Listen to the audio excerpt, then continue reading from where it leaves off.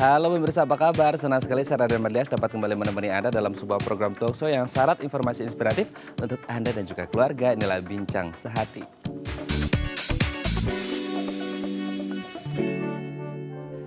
Ya pemirsa, seiring bertambahnya usia, salah satu hal yang harus kita perhatikan adalah kondisi kesehatan kita, terutama kalau hal penyakit seperti itu ya. Nah, salah satu penyakit yang sering kita jumpai adalah stroke. Nah, banyak orang berpikir bahwasanya penyakit stroke ini hanya terjadi pada usia lanjut atau usia dewasa senior lagi gitu ya. Padahal sebenarnya banyak juga loh yang di usia produktif ini mengalami stroke. Oleh karena itu kita harus tahu nih bagaimana cara mencegah stroke. Nah, inilah topik yang akan kita bahas hari ini, yaitu cegah stroke sedari dini. Namun sebelum membahasnya, kita akan membahas terlebih dahulu nih beberapa fun fact tentang menjaga kesehatan diri. Kita lihat yang pertama ya.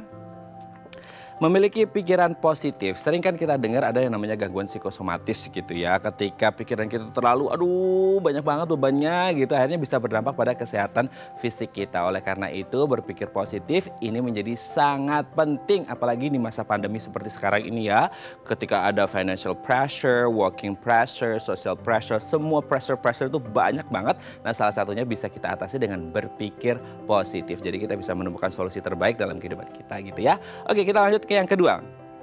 Hindari stres. Nah, ini juga penting ya, bagaimana kita bisa mengelola stres kita atau stres manajemen. Karena kalau stres ini tidak bisa dikelola dengan baik, stresor-stresor baik yang internal, eksternal itu bisa mengganggu kehidupan kita dan bisa berdampak pada kesehatan kita. Kesehatan apa saja? Mental iya, fisik juga iya. Jadi harus bisa mengelola stres dengan baik gitu ya. Kita lanjut ke yang ketiga.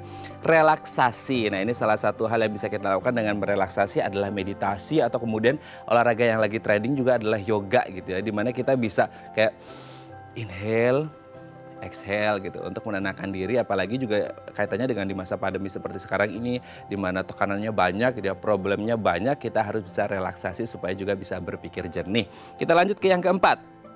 Hubungan baik. Nah, ini juga penting ya, apalagi juga kalau kaitannya di masa pandemi, kita tetap harus menjaga hubungan baik dengan orang-orang yang ada di sekitar kita. Walaupun mungkin nggak bisa face to face, one on one ketemu langsung, tapi bisalah video call atau Zoom gitu ya, untuk kemudian bersilaturahmi dan juga bersosialisasi supaya tidak stres gitu ya. Kita lihat yang terakhir, cukup istirahat. Nah, this is the most important one. Kita harus cukup istirahat, salah satunya adalah dengan tidur 7-8 jam sehari untuk kemudian merecharge kembali energi dan semangat yang ada di dalam tubuh kita supaya tetap sehat, mental dan juga fisik. Oke, itu dia tadi 5 fun fact menjaga kesehatan diri dan kami akan membahasnya sesaat lagi. Tetap bersama kami di Bincang Sehati.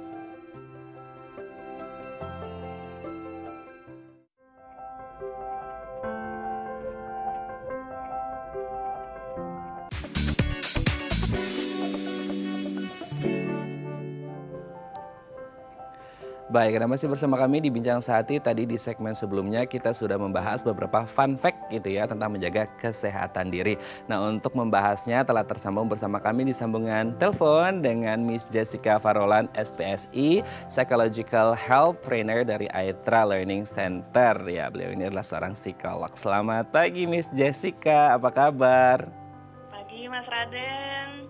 Baik, kabarnya Mas Raden kabar baik? Kabar baik juga. Pagi hari ini kita lewat sambungan telepon dulu ya Miss, karena ada sinyalnya agak gimana gitu di Zoom-nya. Oke, Miss, hari ini kita akan membahas tentang beberapa fun fact gitu ya, menjaga kesehatan diri. Kita lihat yang pertama ya, dengan berpikir positif itu juga bisa menjaga kesehatan diri kita ya, karena yang namanya pikiran positif itu tidak hanya ngaruh ke mental tapi juga fisik. Betul nggak sih Miss? Betul. Jadi memang baru mau bilang, iya tapi Mas Raden sebelumnya aku bukan psikolog, aku psychological health trainer saja. Oke, siap. Sebelum misleading soalnya kan. Kalau yang tadi Mas Raden bilang, aku setuju banget. Karena memang antara pikiran, emosi, dan tubuh itu saling berkaitan. Kalau mau bukti nyatanya, buat para wanita kan kalau ada datang tamu bulanan, biasanya emosi bergejolak, itu modenya senggol bacok biasanya kan. Kemudian juga pikirannya juga biasanya terpengaruh juga. Jadi memang ada kaitan yang erat antara pikiran, emosi, dan tubuh. Makanya bisa dibilang bahwa menjaga pikiran positif itu menjadi hal yang sangat baik gitu, karena mau nggak mau pasti akan berpengaruh ke yang lain-lainnya juga. Terutama di masa pandemi, pikiran positif itu walaupun sulit gitu ya, kadang-kadang memang overthinking dan sebagainya, tapi tetap harus diusahakan gitu Mas Raden. Oke, tapi kalau di masa pandemi nih Miss, kan agak berat gitu ya untuk berpikir positif gitu. Apalagi di masa pandemi di mana pressure-nya banyak nih, mulai dari keuangan mungkin, keluarga, kesehatan, sosial gitu kan. Banyak. Gimana sih caranya untuk melatih supaya diri kita itu tetap apa ya, bisa untuk step by step ke pikiran yang positif gitu? Kalau aku biasanya membuat diri sendiri bisa ngelihat fakta gitu sih, Mas Raden, karena melihat fakta itu kan artinya tidak melebih-lebihkan juga tidak mengurang-urangkan seperti itu kan. Jadi biasanya aku suka bilang nih ke teman-teman yang ikut webinarnya Aitra Learning Center ataupun di tempat-tempat lain, gimana sih caranya supaya bisa menata pikiran tuh supaya tidak overthinking ke arah negatif, tapi juga tidak lebay melihat positif mulu gitu. Nah, aku tuh bilangnya belajar untuk lihat faktanya apa. Kalau memang faktanya buruk, tapi jangan berhenti di sana gitu. Fakta yang buruk itu bisa dilakukan untuk antisipasi.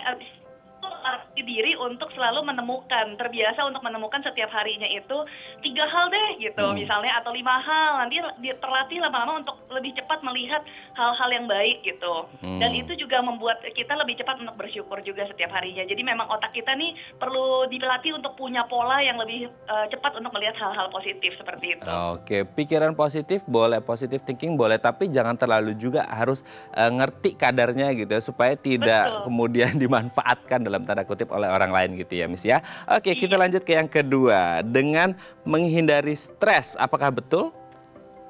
Menghindari stres, aku lebih suka pakai katanya mengelola stres. Mengelola stres, oke. Betul, karena stres itu tidak mungkin dihindari. Karena pasti terjadi gitu ya? Pasti terjadi, betul. Jadi kalau aku selalu bilangnya stres itu terjadi karena biasanya kapasitas diri kita dalam mengelola, dalam kompetensi, dalam apapun itu lebih kecil dibandingkan tekanan yang datang. Jadi sebetulnya kalau stres datang itu adalah sebuah pesan untuk diri kita, ayo kita tingkatkan kapasitas diri kita supaya kapasitasnya lebih besar daripada tekanan yang datang. Jadi menariknya tiap kali aku bilang kayak gini, teman-teman itu sebenarnya diminta ketika lagi stres itu, ayo dong bertumbuh sebagai seorang manusia gitu, bertumbuh dalam hal pengelolaan diri, lebih kenal diri sendiri, lebih punya kompetensi baru misalnya, supaya stres yang masuk itu bisa dihandle dengan lebih baik. Tapi betul memang selama pandemi kita harus punya banyak senjata selain peningkatan kapasitas diri, misalnya dengan yang tadi memiliki pikiran positif, atau hal-hal sederhana juga, karena kalau biasanya sebelum pandemi kita punya 2 senjata cukup, kalau sekarang pas pandemi mungkin butuhnya 12-15 senjata gitu. Lebih banyak ya? Betul. Oke, tapi kalau berbicara tentang stress management kan ini bukan an easy job gitu ya, bukan pekerjaan yang mudah kan gitu. Apalagi kalau kita melihat tekanannya, stressernya terlalu berat gitu. Nah, beda nggak sih Miss Jessica untuk stress management orang-orang dengan karakter-karakter kepribadian yang berbeda-beda itu, mana kira-kira yang lebih mudah untuk beradaptasi dan bisa mengelola stres mereka? Kalau sebelum pandemi saya lihatin sih memang ada tipe-tipe orang yang memang lebih rentan dibandingkan dengan tipe yang lainnya seperti itu. Tapi ketika pandemi saya ngelihatnya rata ya. Average ya, rata-ratanya itu kayak sama gitu, equal gitu. Walaupun bentukannya akan beda-beda, tetap tergantung tipe-tipe masing-masing orang ya. Karena aku ngeliatin kalau yang dulu nih teman-teman yang lebih laid back itu, yang lebih santai biasanya tidak cenderung stres seperti itu. Paling stresnya karena kerjaannya udah makin mepet, dia karena ditunda-tunda, biasanya kerjaan lebih santai, deadliners gitu, biasanya lebih stres. Kalau yang sekarang kayaknya mau laid back, mau yang enggak pun sama-sama stres di masa pandemi. Jadinya memang betul Mas Raden, bahwa ketika masa pandemi ini memang setiap orang itu harus lebih kreatif dalam menciptakan hal-hal apa saja yang bisa membuat mereka mengelola stres dengan lebih baik gitu.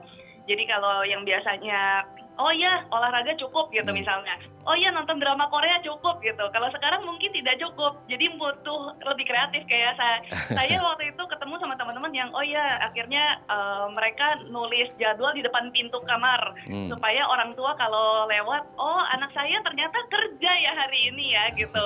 Nah itu mengurangi sumber stres diomelin orang tua karena nggak kerja seharian di rumah gitu misalnya.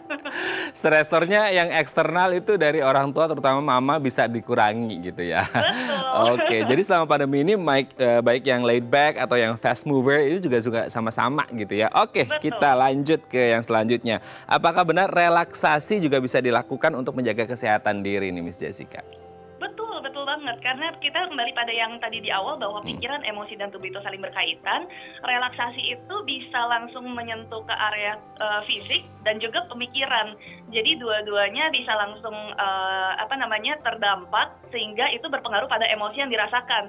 Stres ini kan adalah salah satu emosi yang dirasakan dan sebaiknya kita kelola dengan baik. Makanya ketika kita bisa mengelolanya dengan relaksasi, mengolah tubuh, sama mengolah pikiran, ketika relaksasi itu akan berdampaknya pada tingkat stres kita juga bisa menurun seperti itu. Oke, relaksasi kan memang satu kata yang mungkin sering kita dengar, tapi kan bukan pekerjaan mudah juga ketika kita lagi stressful, lagi depresi, lagi ada deadline, ya para deadliners gitu ya. Untuk relaksasi kan agak berat nih, karena bagaimanapun pikiran mereka agak burdenful gitu ya, terbebani banget gitu. Nah, cara yang simple gitu mungkin kita bisa lakukan secara instan untuk relaksasi itu gimana sih Mas? Apakah kayak inhale, exhale gitu berapa detik gitu, bisa nggak sih kira-kira? Bisa, tapi kalau saya biasanya menambahkan buat teman-teman itu yang lebih praktis adalah kita bedakan dari jadwal. Kalau pandemi udah pasti harus nih, kalau dulu-dulu mungkin masih bisa ya lihat nanti. Kalau sekarang aku bilang tolong dipisahkan jadwal antara berkegiatan sama beristirahat. Jadi kalau emang istirahat, kalau memang kerja, jangan dicampur-campur. Sama juga dengan zonanya. Jadi kalau misalkan memang lagi di meja kerja, ya kerja, jangan mikirnya mau istirahat. Ketika lagi di ranjang tidur, jangan mikirnya pekerjaan gitu. Jadi memang dipisahkan betul-betul, karena pandemi kan kerja sama tidur di satu ruangan biasanya gitu kan ya. Jadinya memang itu harus dipisahkan. Kemudian betul yang tadi Mas Raden bilang, bisa salah satu latihan pernafasan. Jadi memang kita posisikan di tempat yang memang kita zonanya zona untuk istirahat, memang waktunya waktu untuk istirahat, relaksasi aja gitu. Kemudian bisa salah satunya dengan pernafasan atau juga menggunakan aplikasi handphone. Sekarang banyak sekali untuk relaksasi. Betul. Salah satunya aku pakai salah satunya Headspace gitu. Kalau udah mulai stres, aku juga belakangan sih ceritanya udah lagi agak-agak kerjaan numpuk banget. Aku baru aja lagi mulai Headspace lagi ceritanya. Oh, Miss Jessica pun harus mengelola stres ya, luar biasa. Betul. Oke, jadi intinya adalah relaksasi itu tidak hanya fisik yang inhale, exhale tadi, tapi juga mengelola time management kita untuk kemudian kerjanya, karena kita tahu ya WFH itu bukan lagi 9 to 5 lagi kayak di kantor, bisa almost 24 hours a day kan gitu. Jadi yang akhirnya di tempat tidur pun ikut kerja juga, jadi kayak nggak relax hidupnya ya. Oke, kita lanjut Miss. Selanjutnya adalah hubungan baik dengan orang lain. Meskipun sekarang mungkin nggak bisa ketemu face to face, tapi bisa lewat video call atau yang lain untuk silaturahmi, bersosialisasi gitu ya? Iya, betul. Menariknya adalah kalau berdasarkan penelitian psikologi positif, itu hubungan yang baik adalah salah satu sumber penyedia lebih banyak pengalaman positif yang akan terjadi pada diri kita gitu. Jadi memang harus tetap dipertahankan jumlah dan kualitas. Jadi kalau suka ditanya sama anak-anak SMA atau kuliah gitu, Kak Jess lebih baik yang mana? Hubungan yang sedikit jumlahnya tapi berkualitas, atau yang banyak tapi hubungannya so-so aja? Harus dua-duanya saya bilang. Karena balance ya.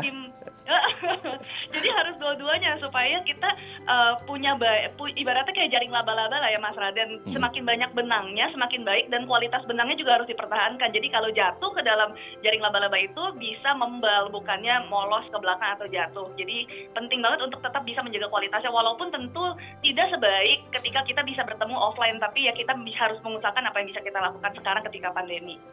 Oke, kualitas dan kuantitas tetap harus berpadu dan balance ya. Oke, betul. Kita lanjut yang terakhir, cukup istirahat. Ini juga yang menjadi masalah, apalagi di masa pandemi WFH, istirahatnya jadi nggak benar, jadwalnya nggak rutin gitu. Ini benar nggak, Miss? Betul. Itu banyak banget yang keluhannya datang ketika webinar jadwal istirahatnya berantakan, kemudian jadwal yang kayak semacam relaksasinya juga berantakan. Nah, ini menjadi penting sekali untuk diperhatikan, karena ketika kita mau menjaga kesehatan mental, kita harus bisa menjaga kesehatan dirinya dulu. Karena banyak sekali kasus-kasus yang aku terima dari rekan-rekan psikolog yang memang konseling, yang ditanyakan pertama kali adalah gimana jadwal makan kamu, gimana jadwal tidur kamu, istirahat kamu cukup atau tidak. Kadang-kadang itu dulu yang diberesin, habis itu ternyata stresnya menurun dengan sendirinya gitu. Jadi memang kita harus memperhatikan istirahat kita cukup atau tidak, karena ketika kita tidak cukup, kita tidak punya energi yang baik, fokus yang tepat untuk menyelesaikan masalah mental, entah masalah kerjaan, entah masalah pertemanan. Jadi kita harus memastikan istirahatnya memang harus cukup. Oke, sleep well, eat well, work well. Terima kasih Miss Jessica sudah bergabung bersama kami di Bincang Sehati pagi hari ini. Kita doakan semoga kita semua bisa menjaga kesehatan diri kita, mentally and physically gitu ya. Apalagi di masa pandemi supaya tetap sehat terus seperti itu ya. Terima kasih Miss Jessica. Sehat-sehat terus. Salam untuk keluarga di rumah. Baik, pemirsa, selanjutnya kita akan membahas tema kita hari ini. Bagi Anda yang memiliki pertanyaan, Anda bisa menghubungi kami di nomor 021 290 32644 atau DM Instagram kami di @bincangsaati.tv. Kami akan segera kembali.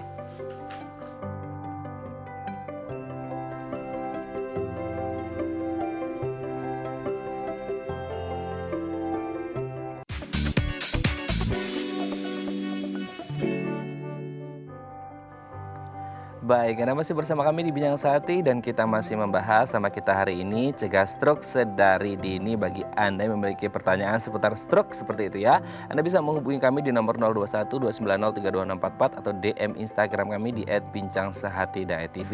Telah hadir bersama kami di studio Bincang Sehati Dr. Hadet Prisdiani, SPS spesialis saraf dari Rumah Sakit Metropolitan Medical Center MMC Jakarta. Selamat pagi Dok, apa kabar? Baik. Selamat datang di Bincang Sehati Dok.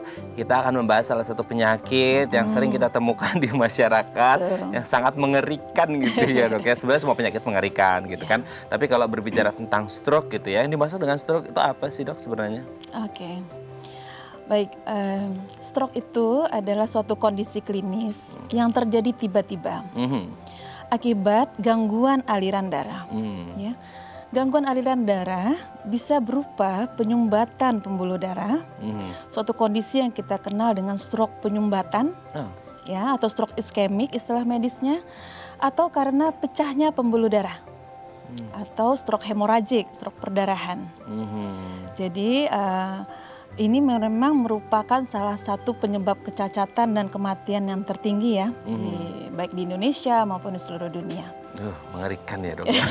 Saya tuh kalau ngomongin stroke agak mengerikan ya, karena beberapa orang yang mengalami stroke itu sangat mengerikan lah pokoknya itu sih. Jadi ya Kak, gimana? Tapi kalau berbicara tentang penyebabnya kan akhirnya ketika tadi ada penyumbatan pembuluh darah atau pecah seperti itu ya Dok ya. Penyebabnya apa sebenarnya dari stroke ini sendiri? Oke. Kalau kita bicara penyebab, kita akan bicara tentang faktor resiko seseorang. Ya.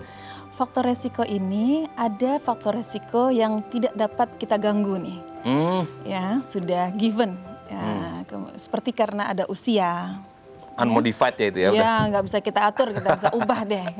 Ada resiko di situ dengan usia kita bertambah.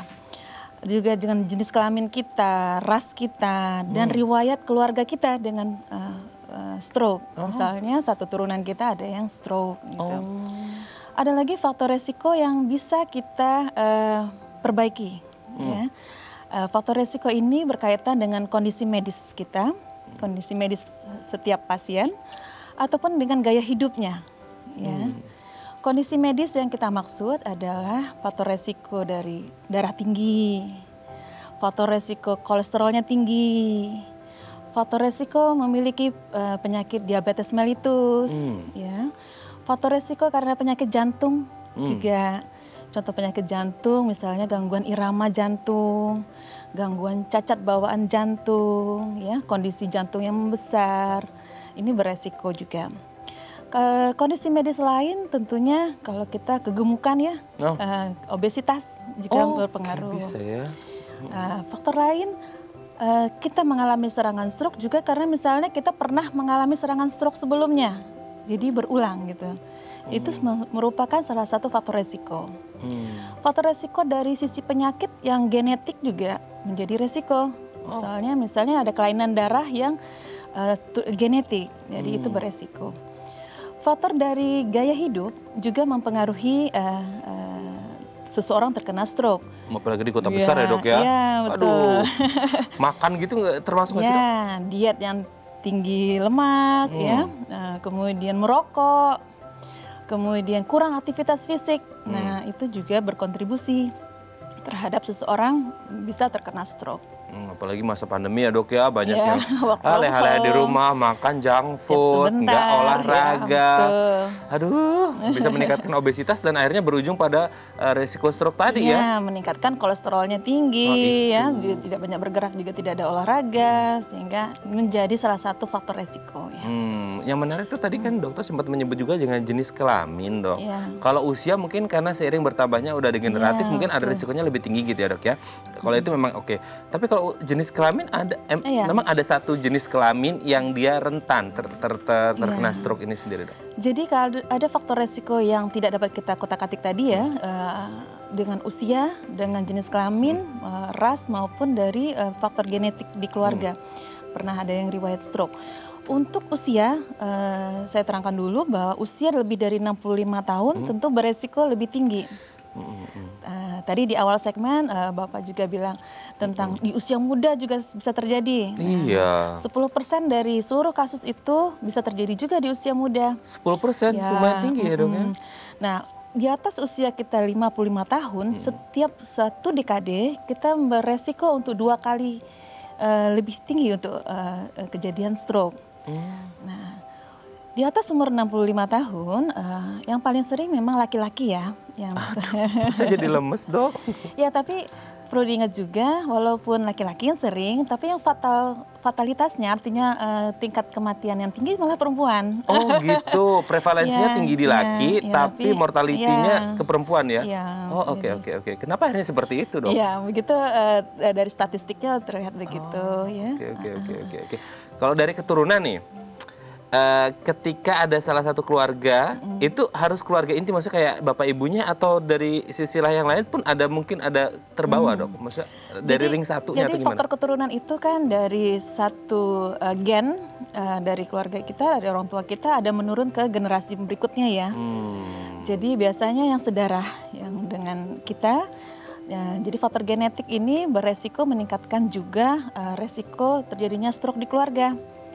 Jadi apabila Anda di keluarganya ada yang pernah stroke, maka tentunya kalau Anda masih sehat, tentunya Anda akan lebih aware bahwa ini ada faktor resiko.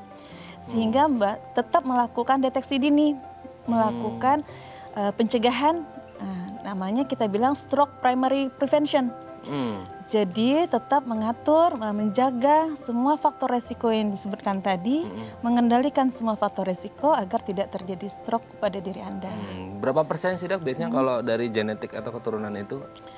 Ada nggak hitung-hitungannya? Maksudnya kayak 10% gitu? Hanya meningkatkan resiko. Meningkatkan Kan ini resiko. faktor resiko. Karena ada bibitnya gitu Iya. ya, tinggal bagaimana dia mengatur pola gaya hidupnya gitu ya dok ya. Oke dok, sebelum kita lanjut kita ada DM Instagram dari pemirsa, Oke. kita baca di layar dok. Dari @Kevin I. Nenek saya usia 70 tahun terkena diabetes yang dibarengi stroke. Waduh, pada organ sebelah kanan kaki dan tangan. Kalau digerakkan ngerasa nyeri gitu. Apakah itu hal wajar pada orang stroke? Apa itu ada penyakit lain? Dari Kevin. Gimana ini dok? Jadi efek stroke pada setiap orang tuh tentu berbeda-beda ya. Ada yang mengalami gejala stroke sequelnya pasca stroke itu, ada yang bahkan yang sembuh juga ada ya, artinya kembali sempurna, tapi lebih banyak masih merasa kurang sempurna. Ya, ada kekuatan tangan, lengan, tungkai itu belum kembali pulih sempurna. Nah, beberapa orang juga mengalami yang lumayan berat ya, artinya tidak bergerak dengan yang kita harapkan end out-nya. Nah, tergantung ini kondisi klinisnya yang seperti apa, kelemahan sesisi tubuhnya. Barangkali mungkin memang total kelemahannya sehingga pada saat menggerakkan lengan yang tidak bisa bergerak butuh perencanaan ya, artinya tidak segampang itu menggerakkan, sehingga bisa beresiko untuk keadaan cedera pada ototnya saat kita menggerakkan pada kondisi yang benar-benar lumpuh total misalnya. Nah, nyeri bisa saja terjadi, bisa dari awal memang pada saat stroke itu terasa nyeri sesisi tubuh karena masalah stroke-nya, karena terkenai bagian yang sentral di otak, atau memang ini pada saat rehabilitasi motoriknya sisi kanannya tercederai. Jadi bisa ada 2 kemungkinan ya kasus ini. Oke, tetap harus dikonsultasikan ya dok ya untuk kemudian mengetahui apa yang terjadi gitu ya. Oke, semoga dia bisa menjawab pertanyaan dari Pak Kevin ya, dan kita doakan semoga dirinya cepat sembuh gitu ya dok ya. Tapi kalau berbicara tentang jenis-jenis stroke, ini ada jenis-jenisnya tergantung dari faktor risikonya atau sebenarnya tergantung dari tingkat keparahannya, maksudnya kayak ringan, sedang, berat atau gimana sih dok? Oke, jadi jenis stroke tadi di awal memang sudah saya share tentang stroke penyumbatan dan stroke perdarahan ya. Ya, ada 2 tipe. Yang paling sering adalah stroke penyumbatan, sekitar 85% itu kasusnya stroke penyumbatan dan 15% stroke perdarahan.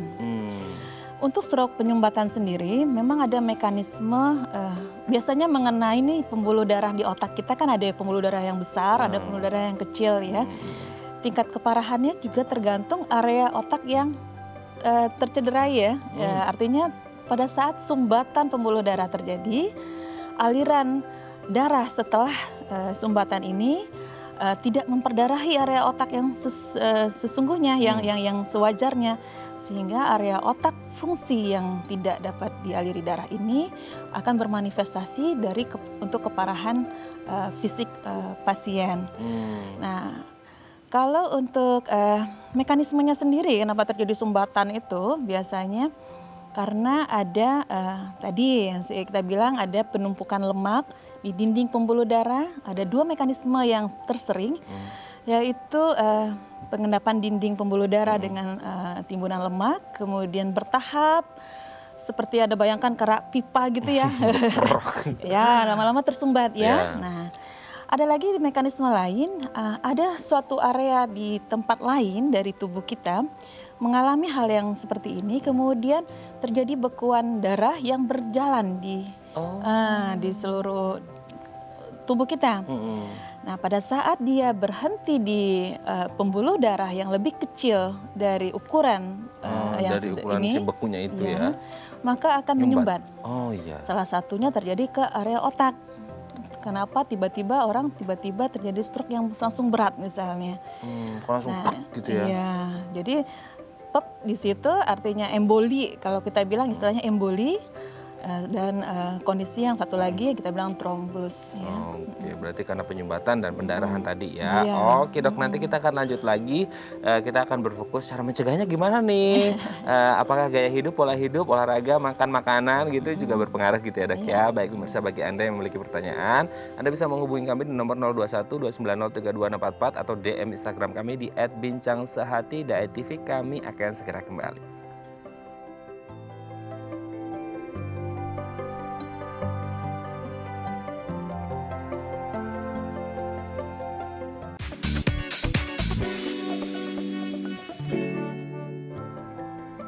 Baik, Anda masih bersama kami di Bincang Sehati dan kita masih membahas topik kita hari ini, cegah stroke sedari dini. Bagi Anda yang memiliki pertanyaan seputar stroke, Anda bisa menghubungi kami di nomor 021 290 3244 atau DM Instagram kami di @bincangsehati.tv. Masih bersama dengan Dr. Hadet Prisdiani SPS, spesialis saraf dari Rumah Sakit Metropolitan Medical Center atau MMC.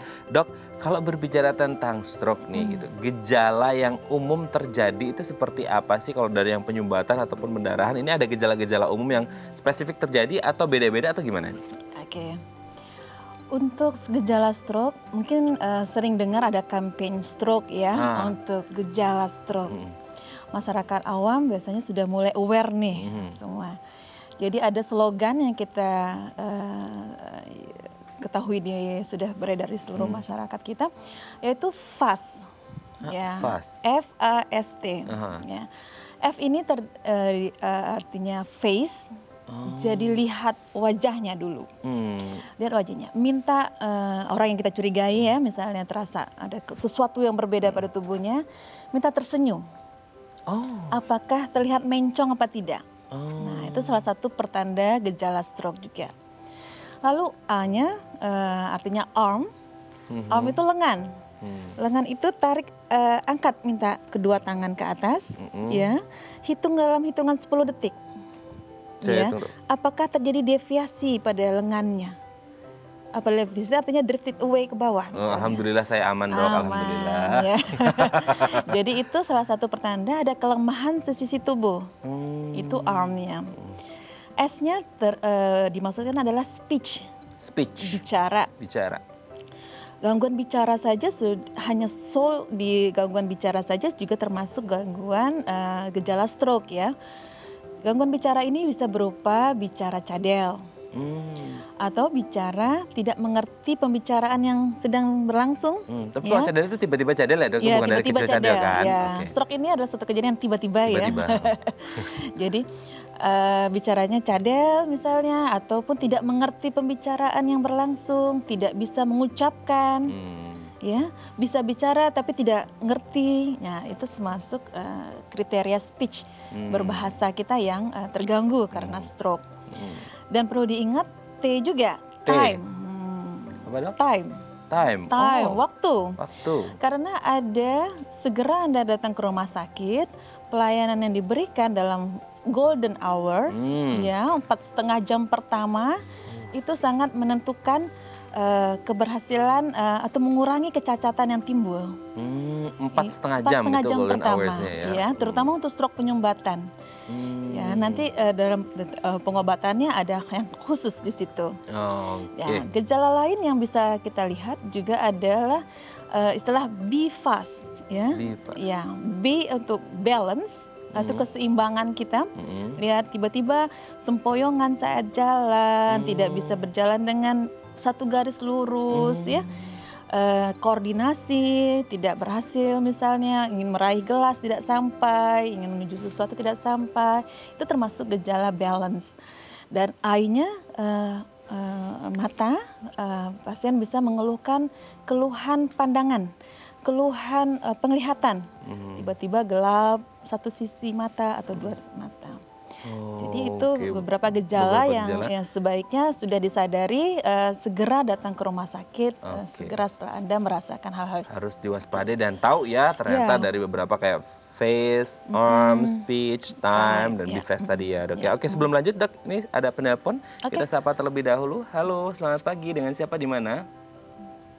Halo, selamat pagi. Saya Ruri Mas di Semarang. Siapa Pak? Pak Ruri. Oke, silakan Pak Ruri di Semarang ya. Silakan Pak. Ya, halo dok, selamat pagi dok. Pagi. Ini dok, saya tuh punya paman dok, dia tuh sudah kena stroke hampir 15 tahun. Gitu kan. Jadi untuk ngomongnya juga susah, jalannya juga susah gitu. Nah, kemarin itu baru akan ikut terapi, selama ini nggak mau terus gitu. Ini nanya, jadi kita kan bingung mau Halo, ya silakan Pak Rudi, silakan. Ya, terapinya itu seperti apa dan seberapa efektif sih terapi dengan stroke yang sudah 15 tahun ini gitu? Apakah maksudnya ada perubahan nggak gitu? Oke, dokter ada yang mau ditanyakan ke Pak Ruri? Maksudnya 15 tahun ini sudah ngelakuin apa aja atau gimana gitu? Untuk kelemahan sesisi tubuhnya apakah berat Pak? Dia tuh jalan harus dibantu dengan tongkat, terus jalan itu kayak udah cacatnya luar biasa banget. Luar biasa ya. Gitu, untuk ngomong pun juga dia juga sampai frustasi gitu. Betul. Untuk menjelasin apa yang dia mau bicarakan gitu. Oke, sudah jelas dok? Ya. Kita jawab ya. Baik, terima kasih Pak Ruri ya yang ada di Semarang. Kita akan coba jawab. Silahkan dok. Iya, jadi seperti tadi saya bilang efek stroke pada tiap-tiap orang berbeda-beda ya. Jadi 15 tahun dok? Iya, 15 tahun. Dan untung nggak berulang lagi ya. Untung nggak berulang ya. Jadi efek stroke beberapa orang dapat kembali fungsinya dengan sempurna ataupun tidak kembali dengan fungsinya dengan sempurna. Ini salah satu contoh, kemungkinan ini stroke berat ya, kita bilang. Karena sudah mulai gangguan bicara dan ini menetap cukup lama. Memang yang harus dilakukan adalah melakukan rehabilitasi medik pasca stroke. Ya, jadi segera setelah fase akut Anda lewati, kemudian bahkan dalam fase perawatan pun rehabilitasi medik sudah sebaiknya dimulai. Dan untuk yang klinisnya berat, memang pemulihannya akan lama, ya, dan butuh waktu jangka panjang, ya. Di terapi kita berharap pasien bisa melakukan aktivitas sehari-harinya dengan mandiri, bisa melakukan kemampuan untuk berpindahnya, misalnya dari kita kondisi dari tempat tidur ke kursi, kemudian berjalan, itu dibantu oleh petugas fisioterapi katakanlah ya. Dan kemampuan bicara pun sudah dilatih dari awal. Ya, kemampuan bicara, berbahasa, bersosialisasi dengan orang, berpikir, memori, melatih juga kita bagaimana memecahkan masalah. Dan sebaiknya dimulai secara dini pasca stroke yang pertama. Tapi memang tidak ada kata terlambat untuk setelah 15 tahun. Kesadarannya baru sekarang nih ceritanya ya. Ya, tidak ada Tapi salah. beruntungnya kayaknya 15 tahun nggak ada sesuatu Iya. yang fatal gitu ya dok? Atau Iya, gimana? tidak apa-apa. Teruskanlah latihan rehabilitasi medik yang direncanakan. Karena selanjutnya kita kan berharap kualitas hidupnya. Ya, memang ada keterbatasan dari setiap geraknya. Dan ada pendampingan terus-menerus oleh keluarga maupun orang-orang yang sudah dilatih. Tidak apa-apa, lanjutkan saja rehabilitasi mediknya. Oke, semoga ini bisa menjawab pertanyaan dari Pak Ruri yang ada di Semarang seperti itu ya. Oke dok, kita lanjut lagi. Nah ini kalau katakanlah kasusnya sama seperti Pak Ruri yang barusan telepon gitu. Ketika orang sudah ada riwayat stroke, pernah stroke gitu, terus kemudian dinyatakan sembuh gitu, ada nggak posibilitas untuk kemudian terjadi lagi gitu? Iya. Dan biasanya faktor resikonya sama dengan pencetus pertama atau beda atau ya nggak tahu gitu? Iya, iya. Jadi kita kenal istilahnya rekurensi stroke-nya. Jadi angka kekambuhannya. Kambuhan. Memang ada penelitian kita yang menyebutkan ada resiko kumulatif stroke berulang lagi. Anda pasca stroke yang pertama dari inisial yang pertama dalam 30 hari pertama Anda beresiko 3% untuk berulang lagi. Ya, dalam hitungan 90 hari pertama 3 bulan itu juga meningkat menjadi 11% resiko berulang. Kemudian dalam 5 tahun pun bisa terjadi, ya sekitar 26%. Bahkan untuk 10 tahun dari pasca stroke yang pertama itu ada resiko untuk berulang. Masih ada 10 tahun ya? Kenapa kita sering dengar ada pasien kok stroke-nya berulang ya? Jadi meskipun ini termasuk faktor resiko ya. Jadi faktor resiko serangan stroke yang awal yang pernah kita alami, bahkan hanya serangan stroke sepintas yang tiba-tiba kembali sempurna lagi, itu pun beresiko untuk terjadinya stroke di masa depan. Ya. Jadi faktor resiko ini yang harus tetap dikelola. Berarti masih tetap ada, mungkin agak menurun tapi tetap ada gitu ya dok ya. Oke, mungkin kalau kita sekarang berbicara dari sisi pengobatan dok. Nah, pengobatan seperti apa sih yang tepat untuk penderita stroke ini? Dan selama masa pengobatan dan perawatan itu apakah perlu ada pendamping gitu yang khusus gitu dok? Atau gimana nih? Ya, kalau kita bicara pengobatan untuk pasien stroke itu sebenarnya tergantung dari jadi kita kan tadi ingat fast ya, time.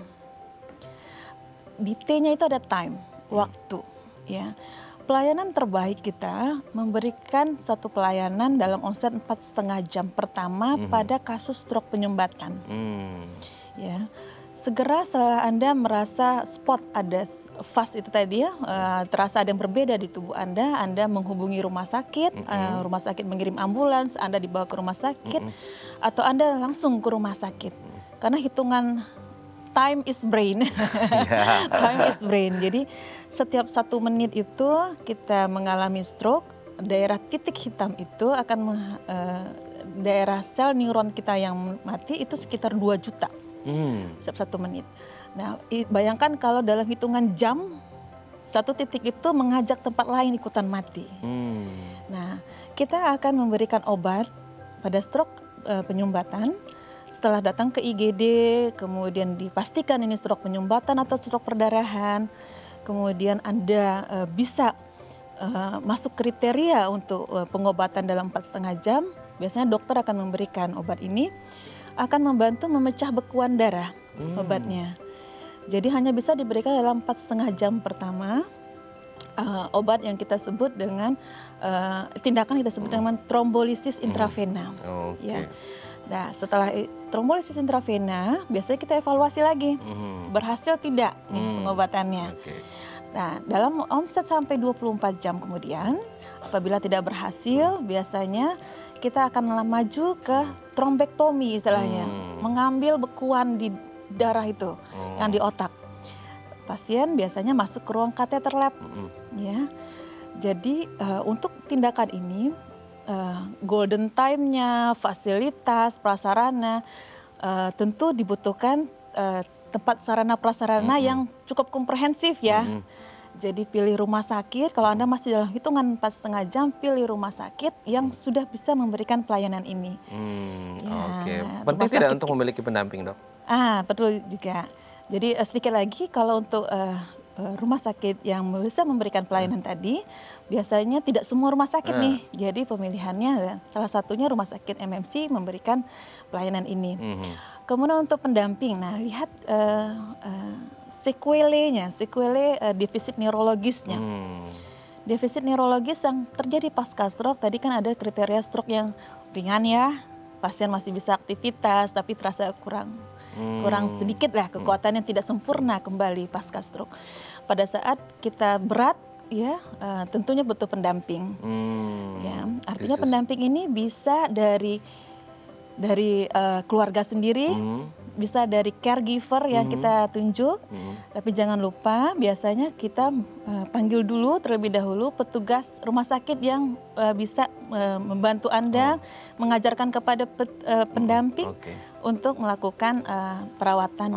Nanti dilihat kondisinya perlu caregiver atau enggak, atau pendamping gitu ya, Dok ya. Oke, Dok, nanti di segmen terakhir kita akan membahas tips yang bisa kita lakukan untuk mencegah atau meminimalkan terjadi stroke gitu ya, Dok ya. Baik, pemirsa, bagi Anda yang memiliki pertanyaan, Anda bisa menghubungi kami di nomor 021 290 32644 atau DM Instagram kami di @bincangsaat.tv. Kami akan segera kembali.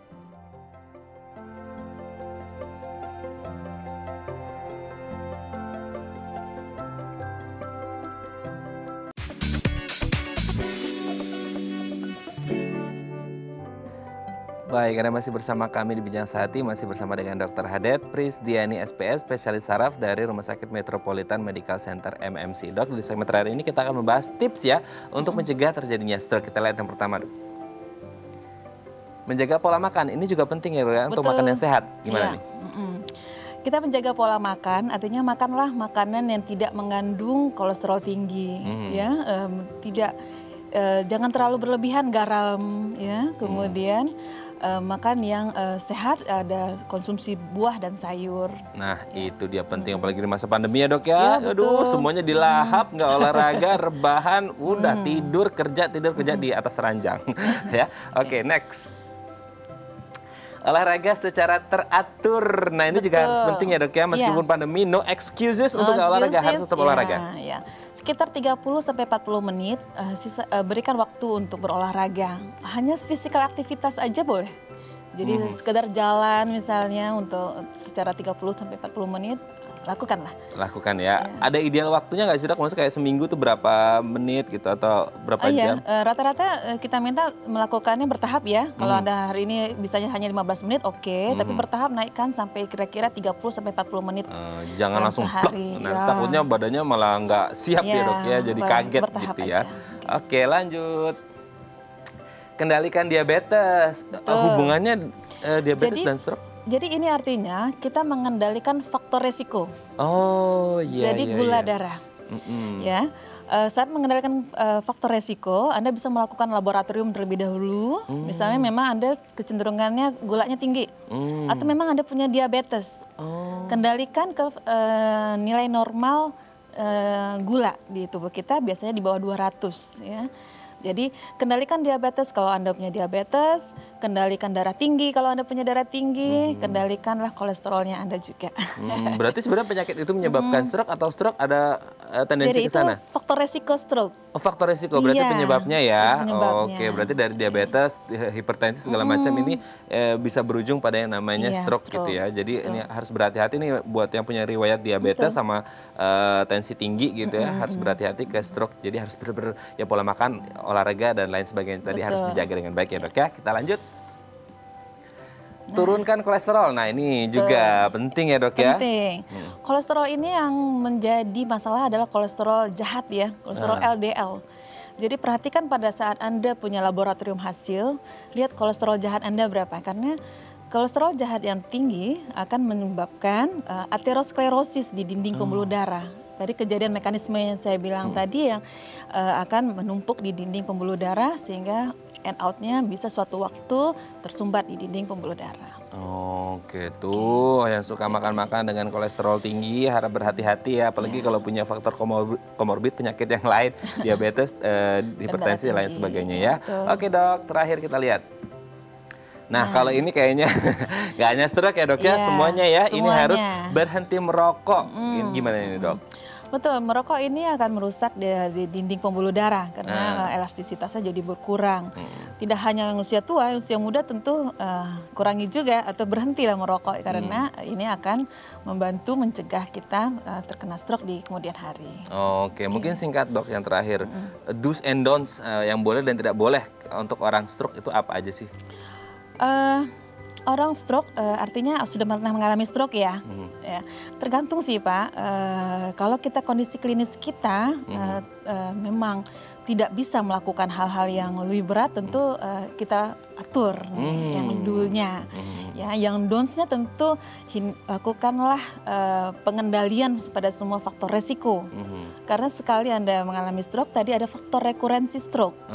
Oke, jadi atur, kendalikan. Terakhir dok, singkat saja juga, ini berhubungan dengan COVID. Ada tidak risiko yang kemudian agak tinggi juga dengan orang dengan stroke? Betul, COVID ini manifestasi klinisnya beragam ya. Pada suatu kali memang kita menemukan COVID positif dengan stroke gitu. Jadi tidak penyumbatan pembuluh darah pun di fase pandemi ini bisa terjadi. Ya, dengan underlying COVID ya. Jadi memang harus benar-benar waspada ya, karena semuanya bisa terjadi. Komplikasinya bisa bermacam-macam ya, manifestasinya seperti itu ya. Baik, terima kasih dok hari ini sudah berbagi bersama kami di Bincang Sehati. Kita doakan semua dari kita sehat, tidak ada diabetes, tidak ada kolesterol, tidak ada stroke, tidak ada COVID lagi. Semoga pandemi ini segera usai gitu ya dok ya. Baik, terima kasih dok sudah hadir dan salam untuk keluarga di rumah, sehat-sehat terus. Baik pemirsa, bagi Anda yang memiliki kritik dan saran, Anda bisa menghubungi kami di nomor 0889 8100 5000 atau Anda bisa follow media sosial kami di @bincangsehati.tv. Saya Raden Madlias pamit, sampai jumpa dan selamat beraktivitas.